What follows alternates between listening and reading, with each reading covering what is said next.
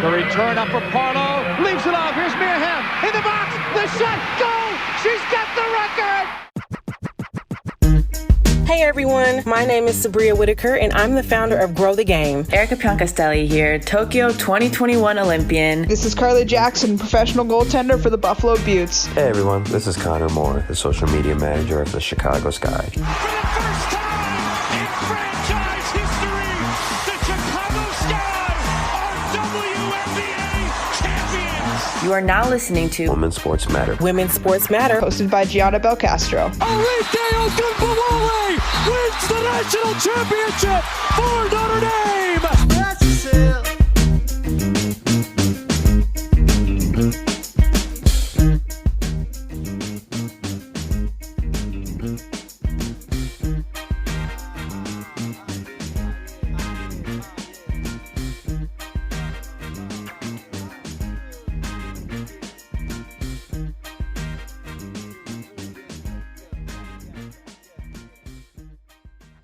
Hello, everyone. Welcome back to Women's Sports Matter. My name is Gianna Belcastro, and I am your host. I'm not in my usual place, aka my house. I am currently in Lincoln, Nebraska. Today is May 20th. Tomorrow, myself and the Nebraska soccer team are traveling to Reykjavik, Iceland to spend 10 days there and to play some soccer teams, go to some soccer games, go hiking, go to some hot springs, just, really enjoy our time in the Iceland capital. And I originally had an interview that I was going to do, but I had to reschedule it so you can deal with me. And then next week, it's Bryant and Me. Sorry if the audio isn't as good. I'm wearing my Beats today, so I'm yelling a little bit to make sure the audio is good, and I can just edit and post if it's not good. So, what are we talking about today? Today we are talking about expansion. But that was 2 weeks ago. I know, but let me tell you something. WNBA expansion versus WNBA expansion. Now, what do you mean? League expansion or roster expansion? This is a hot topic right now. And I don't mean the emo store that you see in your local mall. I'm talking about the most popular topic in the W right now, besides the return of the one and only Brittany Griner to the WNBA. If you watched opening games this past weekend, I hope you enjoyed them. I hope you saw something that you liked, saw a player that you liked, maybe uniforms that you liked. I know some people saw stuff they didn't like. For example, how little amounts of members of draft classes are left from previous drafts. And that begs the question, should the WNBA expand the league or expand team rosters? Now, that's a loaded question because, obviously financials is a part of it. I don't know too much about that. I'm not going to sit here and be like, oh, I'm an expert on this. This is just my opinion. I feel like it costs more. Obviously, it costs more to build an entire new team. And we all know that Cathy Engelbert is not going to expand probably for the next few years. So we should probably stop getting our hopes up about a new team.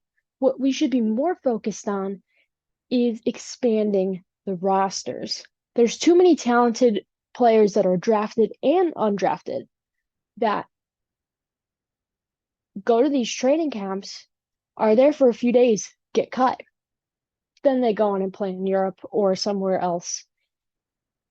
But the issue at hand is so many first-round picks. But at the same time, other talent that teams are missing out on. I mean, if you look at Rebecca Gardner, for example, I'm a Chicago Sky fan, so this is why I'm talking about her. Went undrafted, played in Europe, earned her spot on the Chicago Sky roster last season, returns this season. There's so many stories like that. The WNBA is one of the hardest leagues to get into, period, with only 144 spots. You know, the whole thing with the Nike jerseys, when they first rolled out with that, they had the 1 out of 144 on the orange tag at the bottom of the jersey. I have one of those. At first, when I had that, when I was wearing the jersey, I was like, oh, this is so cool. You know, these players, it's only, 144 of them. You know, you have to work so hard to get this opportunity to play in the league. Like, it's so important to make the roster. You have to really work for it, whatever. Too many talented people are getting cut. And when that happens, they are just waiting to be picked up. But sometimes it's not going to happen for them right away, and they're going to have to go play overseas. Now, if they go overseas, they can work their way up to earn that spot. Let's go back to Rebecca Gardner. Took her, I believe she got out of college in 2012, didn't make her WNBA debut until 2022, made all rookie team. It was a lot of hard work to get to that point. But at the same time, it shouldn't be 11, 12, 13 roster spots. I know each team is different with the cap size of the amount of money that a team can spend on player wages, depending on if you have like a super team like New York Liberty, or the Las Vegas Aces. That is a huge part of that. If you don't have enough cap space, you're not going to be able to sign a lot of players, and your roster is going to be maybe smaller than you would want it to be. Some teams have these problems, some teams don't. If you want to see a team that has a lot of problems in terms of roster space, we can look at teams like Indiana and Dallas, who, like, Indiana had so many picks in this year's draft. I don't remember how many. I want to say like 7. And from that draft class, the amount that stayed, I want to say, is like either 2 or 3. I think it's 3. They had Emily Engstler on their team and cut her first round pick from last year.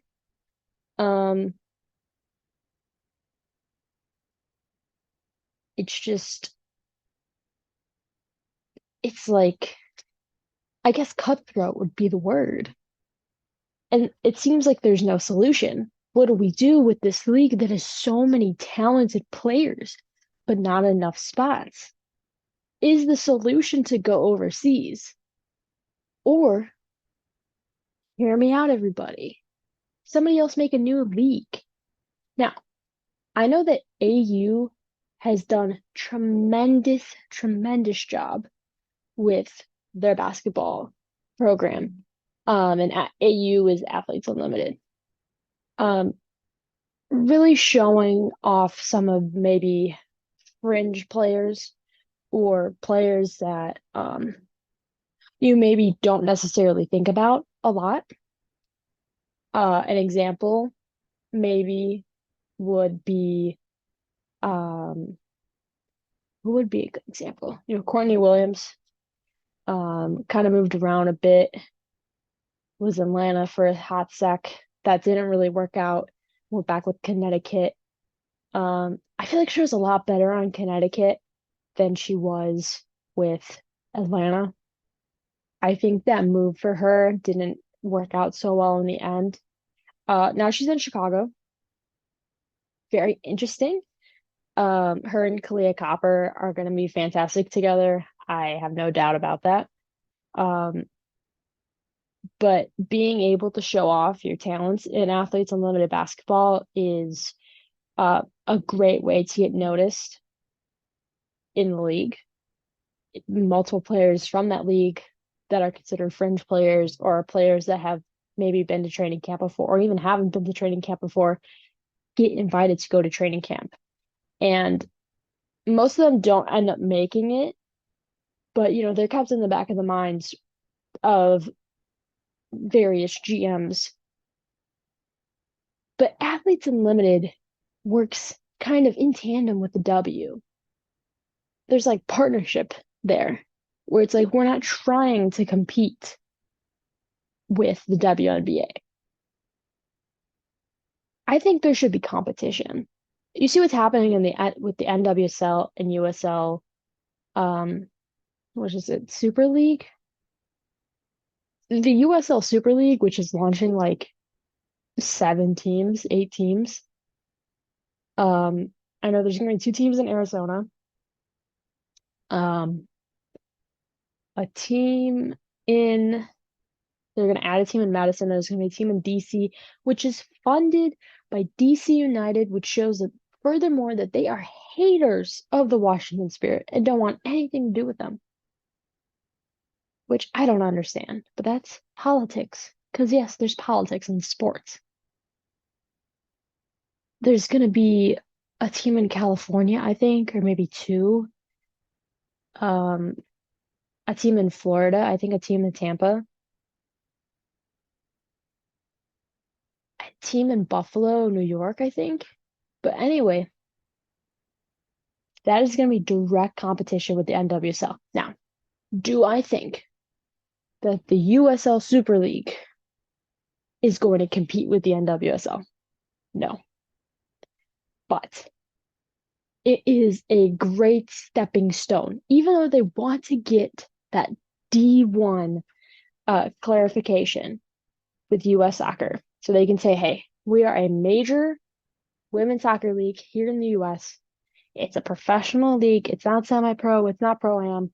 Professional soccer league, direct competition with the NWSL.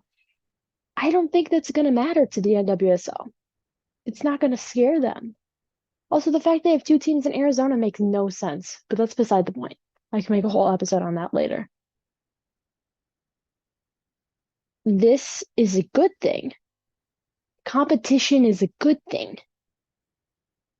Make a new women's basketball league. Not like Athletes Unlimited, which runs for only, a month and a half. I like their system. Their system is good for their own thing. I wouldn't say, if we all want like the traditional professional sports thing with the regular scoring. If you don't know how Athletes Unlimited works, they have an explanation on their website how the winner of the season is determined by a score that they get, which is like a combination of, baskets they scored. If they foul someone, they get points taken away. MVPs after each game. It's a whole thing. Traditional league like the WNBA in direct competition with them could be another possible solution. Now, I know there's other women's basketball leagues in the US. They are not professional by any means, not even close. But if there is a way to get funding for that, we could see just growth of women's basketball as a whole. Competition is a good thing. If anything, especially going back to the NWSL and the USL Super League, people are going to get more interested in the sport. And that's the thing that matters too, is getting more fans. Realizing, oh, there's a team in my city. I didn't know anything about women's basketball. Let's say they put a team in Portland. This is a new league that I'm making up. They put a team in Portland. They put a team in St. Louis. They put a team in Boston. They put a team in Philly. They put a team in, we'll say Nebraska because I'm here. Like, people in these markets are going to become interested. People are going to call for more teams. This is kind of like expansion for the W, but it's also just another thing to think about. It shouldn't just be one league. It should be multiple. And I know it takes a while to start up a league. I know how hard that is for women's sports leagues, but with the right funding and the right people behind it, I could say that this is a serious option. Or, Cathy Engelbert could actually think about expansion and actually commit to a timeline saying we're going to expand to our next team in 2025 and then another one in 2027. That's a thought. But it seems like she's not taking the initiative on that. And that's one of the things that she isn't great at with her job is, promising that there's going to be expansion. She said that like 2 years ago. Said she's going to have a timeline, isn't following that timeline. I think there was one that was spread around being like, oh, we're going to have an announcement by this date, and that date passed. And it's like, okay, what's the point? Cathy, get your stuff together. That's all I'm saying. I guess another thing with expansion too, like direct competition, the PHF and the PWHPA, um, whenever that league's going to start up, who knows? But I will cover it whenever that happens. And hopefully Chicago gets a team because I'm biased. Either PHF or PWHPA. Like, get your stuff together, go to Chicago or Rosemont, because I feel like they would share the same stadium as the Chicago Wolves. But I think that direct competition can be healthy, but it also helps advance your sport. So that's what I've got to say on this topic.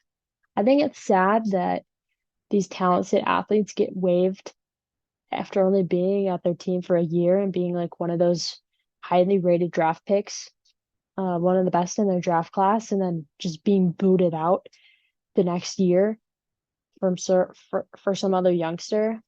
Um, I hope that all these players find some team that they can join, and maybe one day in the future it'll be sustainable to have multiple professional women's basketball leagues in the United States, as well as different kind of leagues like hockey and soccer.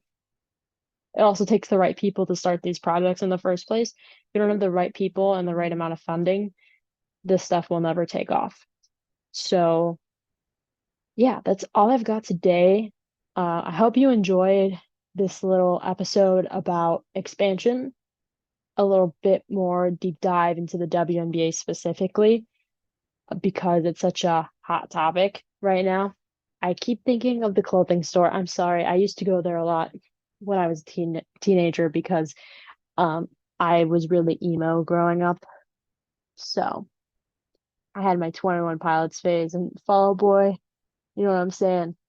Um, but yeah, that is it. Let me know on Twitter or Instagram if you liked the episode and if you agree with anything I said or disagree. I would love to hear your opinions on it. You can tweet me at W Sports Matter or on Instagram, Women's Sports Matter. And yeah, I'm excited for my trip. I will edit this tomorrow on my way to Minneapolis and have everything uploaded for Tuesday morning. Probably won't post about it right away just because of the time difference. I think it'll be around 2 o'clock in Iceland by the time this goes up, if I'm doing my math correctly. So whenever I have a chance to post about it, I will. The reason that I had to spell post is because since coming to Nebraska, my pronunciation of words with O sounds has changed. And my mother makes fun of me for it, so now I'm really self-conscious about the way that I say post. I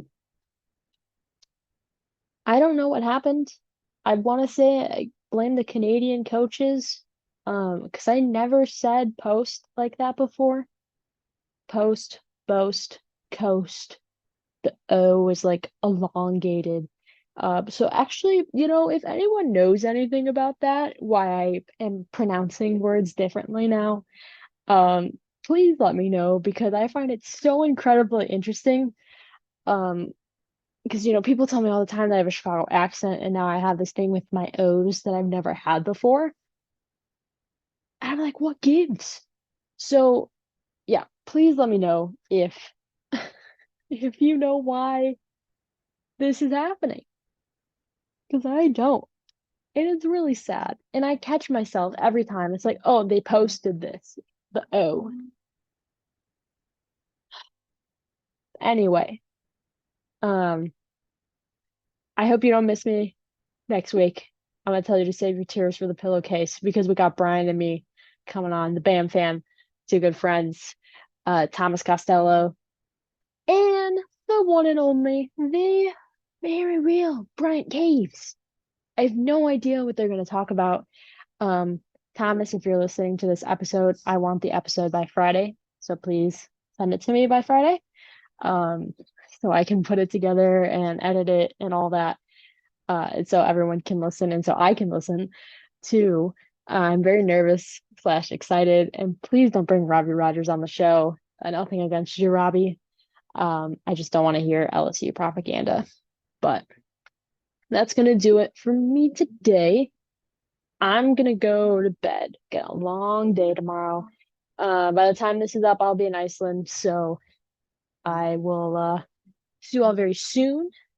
Might go on another podcast to talk about Iceland. Bryant and me. I just want to go on the podcast again, or I'll do an episode about my experience when I get back. But yeah, I'm excited for my trip.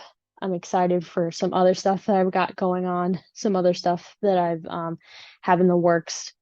A certain podcast announcement. Actually, I have 2 podcast announcements that will be coming up in the month of June, hopefully, and like some special episodes that I will be doing. So that aren't related to women's sports.